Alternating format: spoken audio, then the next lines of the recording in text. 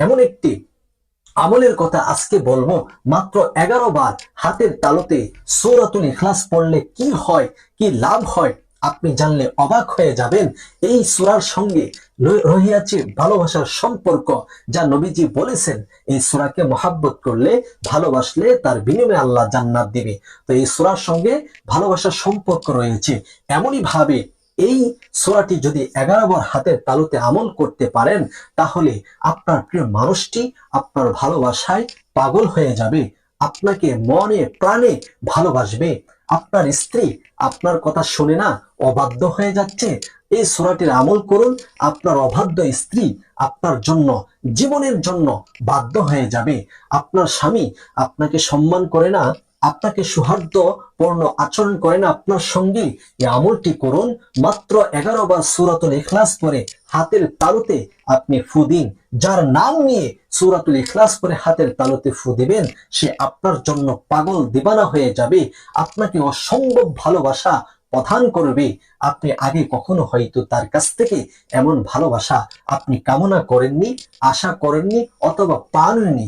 সে ভালোবাসা আপনাকে এই আমলের বিনিময়ে আল্লাহ তাআলা তার হৃদয়ে ঢেলে দিবে, আপনাকে সে ভালোবাসবে ইনশাআল্লাহ।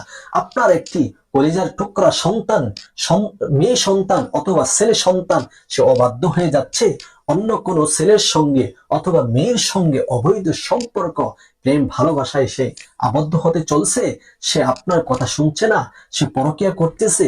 এই সূরাটির আমল করুন, আপনার সন্তানের জন্য আমল করুন, ইনশাআল্লাহ আপনার অবাধ্য সন্তানটি বাধ্য হয়ে যাবে, পিতা মাতার কথা শুনবে, যা বলবেন মাথাকে নিচু করে আপনাকে সম্মান করে সে কথাগুলো মেনে নেবে। যা আমার পিতা বলেছে এই কাজ করা যাবে না, সেই সন্তান করবে না। আমার মা বলেছে ওইটা করো না, ওই সন্তান কখনো করবে না। যদি হাতের তালুতে সূরাতুল ইখলাসের 11 বার এই আমলটি করতে পারেন, আপনার জন্য ওই ব্যক্তি পাগল দিবানা হয়ে যাবে। আপনি যদি একটি মেয়ের সঙ্গে প্রেম ভালোবাসার অবৈধ সম্পর্ক গড়ে তুলেছিলেন, কিন্তু ইসলামে তো প্রেম ভালোবাসা, অবৈধ প্রেম ভালোবাসা নিষেধ, তারপরও আপনি করেছেন, এখন আপনি তাকে ছাড়া আর কিছু বুঝেন না, ভালো লাগে না। আপনি যদি চান ওই মেয়েটিকে অথবা ওই ছেলেটিকে ভালোবাসতে অথবা আপনার কাছে আনতে, সেজন্য আপনাকে ভালোবাসে, এই আমলটি করতে পারবেন। তবে যারা আজকে আমলটি করবেন, অবশ্যই চ্যানেলটি সাবস্ক্রাইব করে ভিডিওটি শেয়ার করে সর্বোচ্চ প্রচার করে আপনারা অনুমতি নিয়ে আমলটি করবেন, ইনশাআল্লাহ 100% উপকার পেয়ে যাবেন। সঠিকভাবে করতে হবে, যেভাবে আজকের এই ভিডিওতে আমি আপনাদেরকে দিক নিদর্শন দিব, সেভাবে আমলটি করবেন, ইনশাআল্লাহ কাজ হয়ে যাবে। এই আমলটি করার জন্য আপনি নিজে পবিত্র হয়ে যাবেন, পবিত্রতা অর্জন করবেন। ওযু করার শুরুতে আউযু বিল্লাহি মিনাশ শাইতানির রাজিম বিসমিল্লাহির রহমানির রহিম পাঠ করবেন, যাতে করে ওযুর সময় আপনার ওযুর ক্ষেত্রে আপনার মনটা যেন এদিক সেদিক চলে না যায়, আপনার মনটা যেন ওযুর মধ্যে স্থির থাকে, আর সঠিকভাবে সুন্নাহ তরিকায় ওযু করতে পারেন। ওযুর পরে কালিমায়ে শাহাদাত পাঠ করবেন।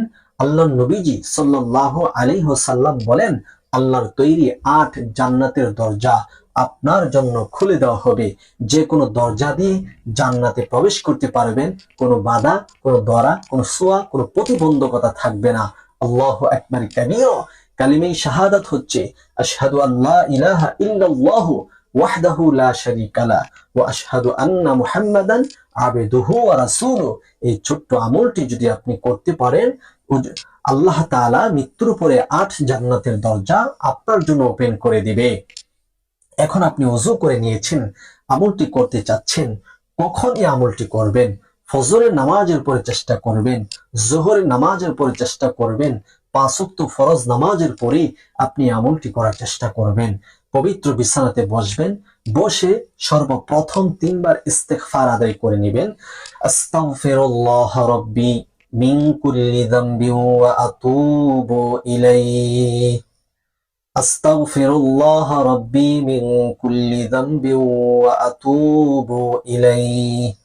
আস্তাগফিরুল্লাহ রাব্বি মিন কুল্লি যামবি ওয়া আতুবু ইলাইহি। এরপরে প্রিয় নবীজি সাল্লাল্লাহু আলাইহি ওয়াসাল্লামের উপর দুরূদ পাঠ করবেন।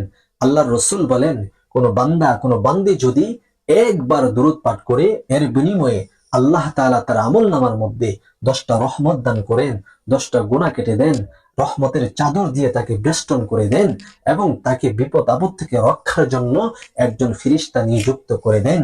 আসুন আমরা নবীজির শানে দুরূদ পড়ি। আল্লাহুম্মা সাল্লি আলা মুহাম্মদ ওয়া আলা আলি মুহাম্মদ কামা সাল্লাইতা আলা ইব্রাহিম ওয়া আলা আলি ইব্রাহিম ইন্নাকা হামিদুম মাজিদ।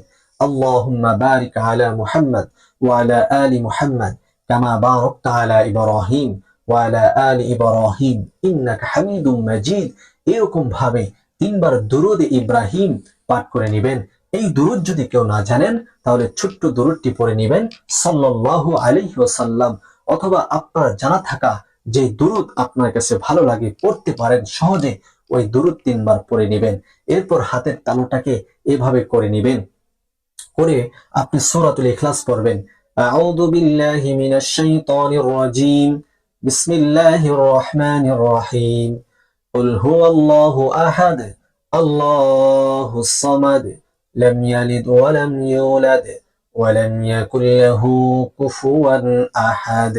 এরপর হাতের তালুতে একটি ফু দিবেন, যার উদ্দেশ্য করে, যার নিয়তে, যাকে আপনার ভালোবাসায় পাগল করতে চাচ্ছেন ওই ব্যক্তির মায়ের নাম, তার নামটা বলে একটি ফু দিবেন যে এমুকের সন্তান, এমুকের উদ্দেশ্য করে এই আমলটি করছি, আল্লাহ তার হৃদয়ে আমার প্রেম ভালোবাসা ঢালিয়ে দাও, জাগিয়ে দাও, সেজন্য আমাকে পাগলের মতো ভালোবাসে। এরপর একটি ফু দিবেন, তারপর আবার পড়বেন এরকম ভাবে 11 বার সূরাতুল ইখলাস পড়ে 11 বার কথাগুলো বলে 11টি ফু দিবেন। সর্বশেষ 3বার দুরূদ শরীফ পড়বেন সাল্লাল্লাহু আলাইহি ওয়াসাল্লাম। এরকম ভাবে 3বার পড়ার পরে আরো 2টি ফু দিবেন ওইভাবে কথাগুলো বলে। এখন আমরা জানবো যে আমলটি কতদিন করব এবং এই আমলটি করলে আমাদের কতদিনের ভিতরে আমাদের প্রিয় মানুষটি আমাদের জন্য আসক্ত হবে অথবা ভালোবাসবে। বিষয়টি জানার পূর্বে এখনো যারা চ্যানেলটি সাবস্ক্রাইব করেননি, ভিডিওটি শেয়ার করেননি, প্লিজ দয়া করে এই 2টি কাজ করুন। সাবস্ক্রাইব করে ভিডিওটি শেয়ার করুন এবং কমেন্ট বক্সে অনুমতি নিয়ে আমলটি করবেন। আমি আপনার কমেন্ট দেখে আপনার নামের উপর দোয়া করে আমি আপনাকে ইজাজত দিয়ে দিব। আল্লাহ পাক রব্বুল আলামিন এই আমলের মাধ্যমে সুফল যেন আপনাকে দান করে। সকলে বলুন আমিন।